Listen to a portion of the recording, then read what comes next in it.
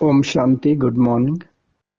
ಈ ದಿನ 31/12/2025 ಮುರಳಿ ಬಾಬರವರ ಮಧುರ ಮಹಾವಾಕ್ಯಗಳಲ್ಲಿ 5 ಮುಖ್ಯ ಬಿಂದುಗಳನ್ನು ನೆನ್ಪಿಟ್ಕೊಳ್ಳೋಣ. ಮೊದಲನೇದಾಗಿ, ಮಧುರ ಮಕ್ಕಳೇ, ಮಧುಬನ ಸಂಪೂರ್ಣ ಸದಾ ಪವಿತ್ರ ಸಾಗರನಾದ ಹೋಲಿಯೆಸ್ಟ್ ಆಫ್ ದಿ ಹೋಲಿ ಪರಮಾತ್ಮನ ಮನೆಯಾಗಿದೆ.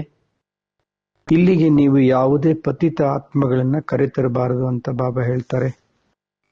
ಎರಡನೇದು, ಇದು ಈಶ್ವರಿಯ ಯಂತ್ರವಾಗಿದೆ, ಈಶ್ವರಿಯ ಮಷಿನ್.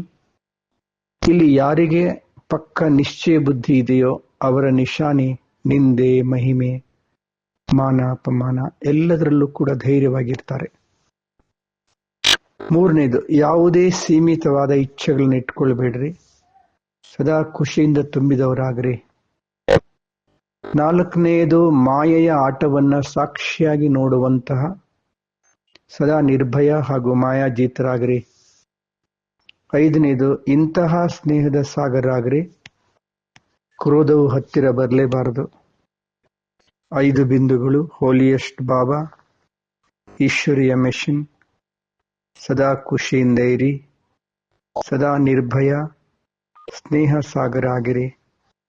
ಇಂದಿನ ಚಿಂತನೆ: ನಾನು ಆತ್ಮ ಸದಾ ನಿರ್ಭಯ ಜ್ಯೋತಿ ಬಿಂದು ಆಗಿದ್ದೇನೆ.